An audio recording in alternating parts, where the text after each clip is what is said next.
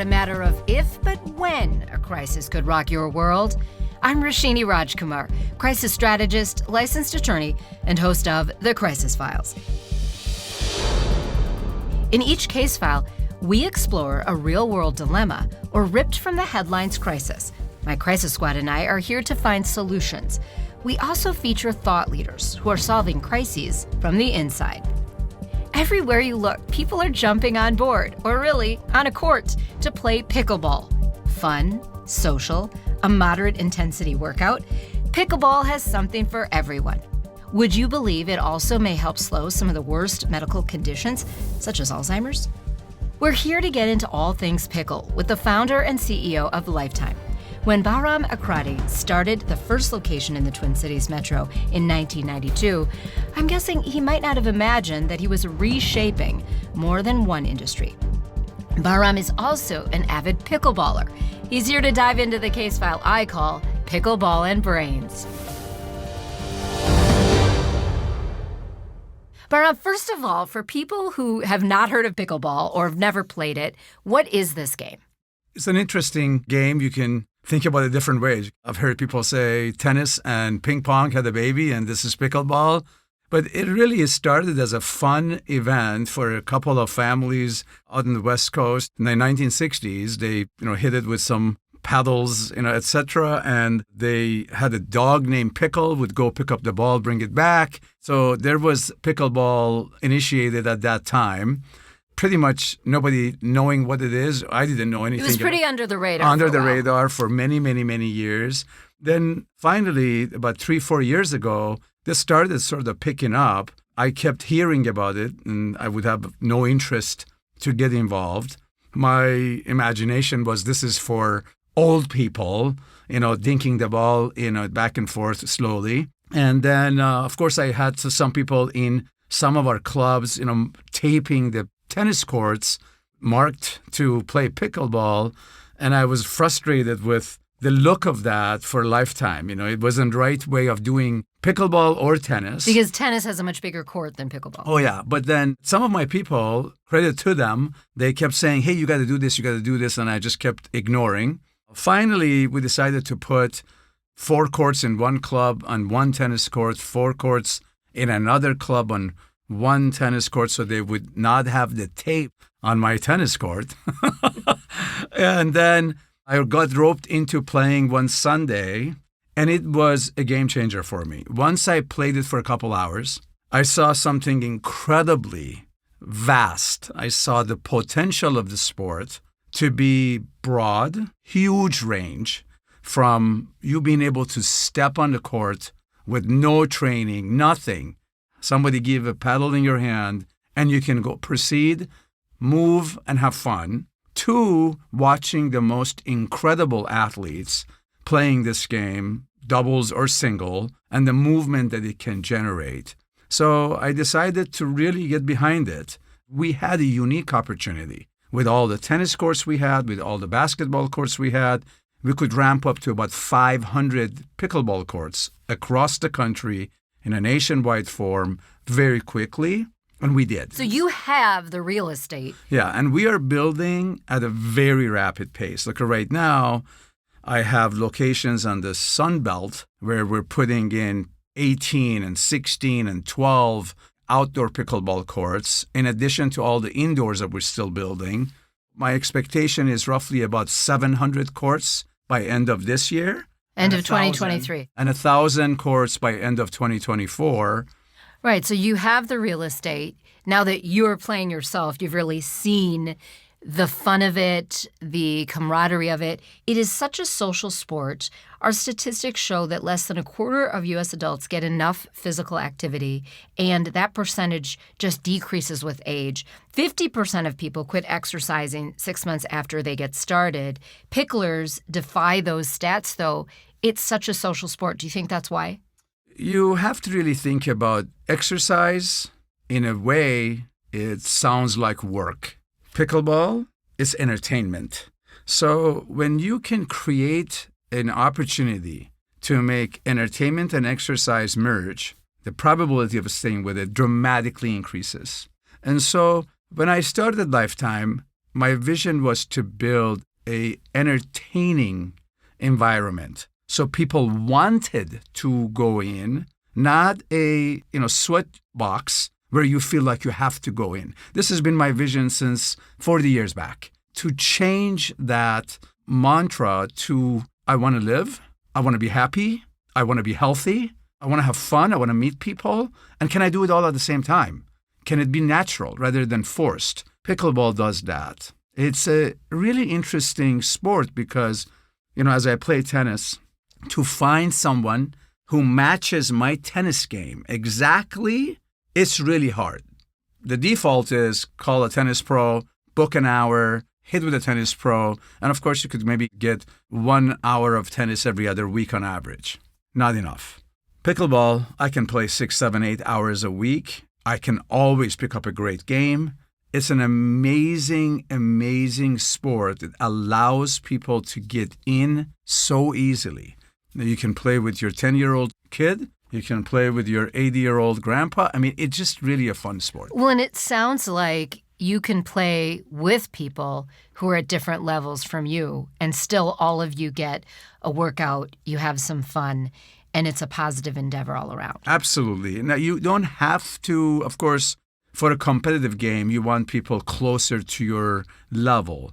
But for a fun game, you can play with somebody any level. You can have a fun game in tennis unless they are at your level. That's true. You can have a very miserable game. And I want to tell you, I love tennis. And you're not stopping tennis. You're just embracing pickleball in such a way. We're doing both. Let me just take a moment to say, wow, before we get into some of the kind of more serious edges of pickleball, could you have ever imagined that that's what you were starting back in 1992? Like, to have the place for racket sports, I mean, by multiple multipliers? Yeah, part of it, yes, and part of it, no. When I started Lifetime, I always planned to have a large impact company. I didn't intend, I didn't form the company as an S Corp. I built a C Corp, which basically tells you want a large company from day one. However, getting into tennis was sort of opportunistic when I was able to take over the Northwest Racket Clubs. In the Twin Cities area. Twin Cities. And then once we did that, I sort of made a commitment that we're going to do it right as we do with anything else. My model in my head and what I tell any young person if they ask my advice for business is if you're going to do it right. Go after extraordinary. Don't be ordinary. There's too much ordinary. There is a lot of ordinary out there. Well, congratulations on that. The more serious topic connected with pickleball, and a big reason why I wanted you on the Crisis Files, is there is some science behind how it could actually be helpful, how it might slow the progression of Alzheimer's, dementia, how it really can help with so many other diseases as we think about this sport being a moderate aerobic activity. So, I mean, anytime you're getting exercise, you're doing good things for your body. But talk about that a little bit, this hand-eye coordination in pickleball, the neuromuscular coordination, all of these things help possibly. I mean, could we say there might be a cure here for Alzheimer's? So I don't know that it's a cure for it. I want to be clear. I think there are numerous studies and articles that they've been done over years regarding lifelong tennis players. It's no different than pickleball, really, in fact, because what is happening is that your brain has to continue to develop more synapses as you follow a ball 3D in space, right? And you're chasing that ball, staying focused on that ball, and then moving your feet, hand-eye coordination to get to where you have to hit that ball. So these studies have been done, statistics with the people who have played tennis long-term. They have much lower cases of dementia or Alzheimer's. And they've gone through the science behind it. So pickleball is not dissimilar. It's similar from that standpoint. The beauty of pickleball is that it's just so much easier to get into. And actually, this is interesting. In the last year or two, the tennis participation has gone up almost 20%. So I actually believe pickleball ultimately will even help tennis significantly. And it does it two different ways. It allows the tennis clubs have a second form of life by having some pickleball courts. And then it also brings people into this racket sport. And some of the people may at some point want to go from pickleball to tennis, particularly the younger generation. The people who are 25, 30 years old, 40 years old, who would have never started playing tennis, have started playing pickleball, but then they can go and move from pickleball to tennis as well. So I think it's a really good thing.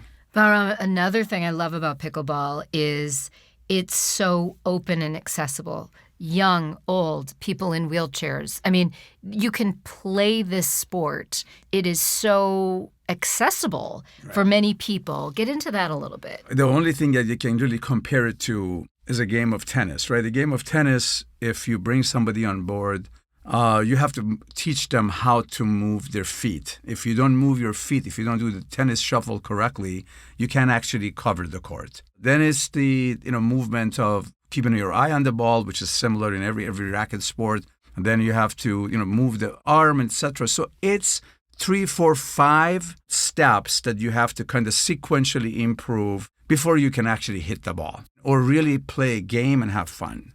Now, if you imagine weeks and weeks and weeks of work, and then many people just don't have the enthusiasm to stay with that. Well, the patience, really. The patience to do it if they want to have fun. Whereas pickleball, you can meet someone, say, hey, want to play? Yeah.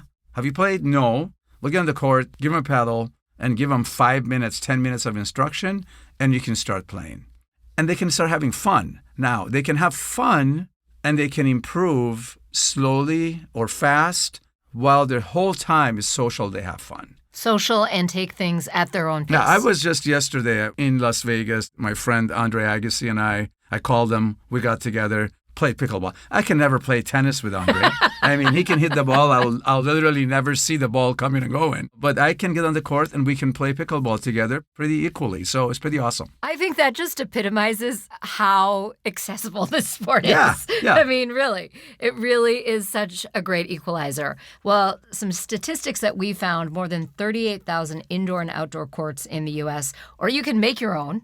What would you say to someone out there right now? They've heard this. You're obviously enthusiastic about it. I'm enthusiastic about pickleball. I love the health side of this. That's what really jazzes me up.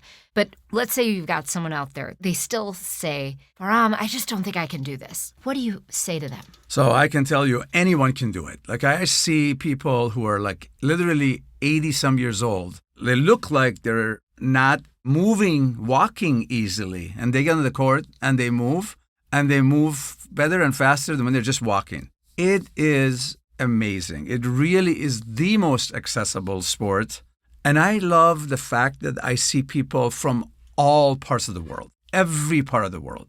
It's the most uniting sport I have seen in decades. I love it. Well, that's a mic drop moment, so we're going to end it there. Thank you, Bahram Akradi, for your enthusiasm and insights. Hear more from Bahram every month in his column for Experience Life magazine, a lifetime publication that's both in print and online. Today's Crisis Brief is dedicated to all our loved ones lost to Alzheimer's and dementia. Number 1. Because pickleball can be played year-round and by any physical ability, it is one of the most accessible and accepting physical activities. Number 2, pickleball is entertainment. When exercise merges with fun, you're more likely to stick with it. Grab a paddle. Number 3, of course, you can play pickleball at a Lifetime near you. You can also enter your zip code into the court locator on the USA Pickleball Association's website. Please rate and review The Crisis Files on your platform of choice so others can listen for crisis prevention information. Catch up on all case files at thecrisisfiles.com for the show archive plus special videos. Subscribe to our YouTube page on thecrisisfiles.com. Follow us on Instagram, Twitter, and YouTube at The Crisis Files. We do not provide legal, financial, medical, or PR advice for particular situations, but strongly recommend you seek professionals to help with your specific need. I'm Roshini Rakjumar. Join me next time on The Crisis Files.